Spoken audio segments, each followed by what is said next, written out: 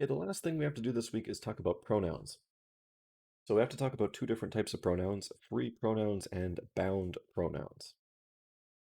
A free pronoun refers to some entity in the real world. So if I say John likes her, then her is some person in the world. If I say he talked to him and I give these different indexes, so he, I talks to him, J, then these are two different people, as we can see by the difference in their heights here. So free pronouns refer to entities in the real world. When you have a bound pronoun, these refer to something previously mentioned in the sentence. At the end of the day, it refers to something in the real world, but the pronoun itself, what it's doing is it's looking at something else in the sentence to get meaning. So in the sentence, every boy loves his mother, if these are indexed with the same thing, then his is referring specifically to every boy in the sentence.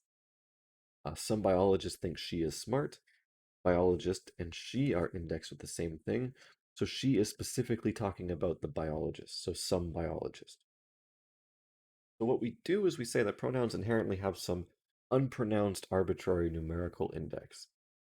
So numbers 1, 2, 1, 3, 4, 5. You could also use letters like I and J. And this way we know if a pronoun refers to something in the real world or if it points to something in the sentence.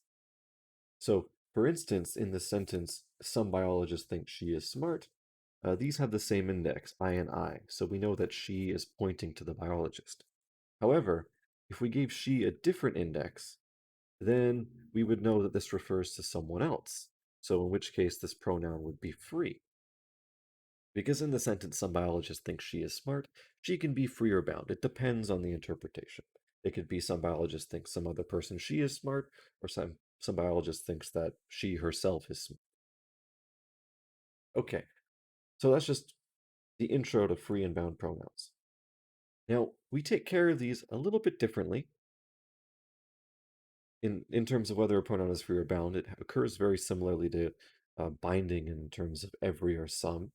So we have an assignment function g, and what we do is we map all of our pronouns and traces to people. And generally, what we say is that the number is consistent across traces and pronouns. So for instance, we have he one, himself one, and T1. These all refer to the same person. If we have she two, herself two, and T2, these all refer to the same person. And we set up our world in advance depending on, who we're talking about. So if we only have a world with Jack, Yoshiko, and Kayla, then we would only talk about those three people. We don't need to introduce more. And just to continue the example, she three, her three, and T3, these all refer to the same person. So a pronoun and a trace with the same index map on to the same individual. So this is important to keep in mind. Now, with free pronouns, we don't really need to talk too much about the trees. We'll just talk about the end results. Here's the sentence Natasha likes her with a 2. Okay, so Natasha, our subject is going to just get the meaning Natasha. It's not a pronoun, it's a proper name, so this is true if Natasha's in some set. With her is a pronoun. So it gets the assignment function interpretation and it goes all the way up. Just like in our previous videos, uh, the VP is going to be the set of X, so that X likes G of G of her 2 and M. Who is her 2? We don't know yet. So we get to this final part up here, S1. 1, if Natasha is in the set of X such that X likes G of her 2 and M. Now this is the final node in our tree. There's nothing binding G of her 2 at this point. It's not like uh, there's some person 2 such that Natasha likes her 2. It's just Natasha likes her.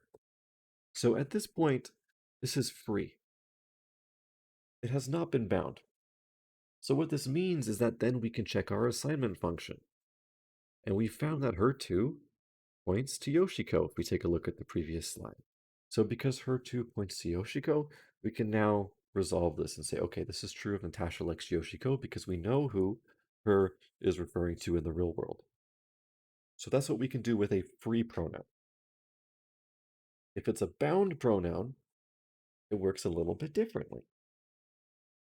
So this is the sentence, a girl hit herself. And here we have a girl with the same index as herself. So these are co-indexed with the number 2.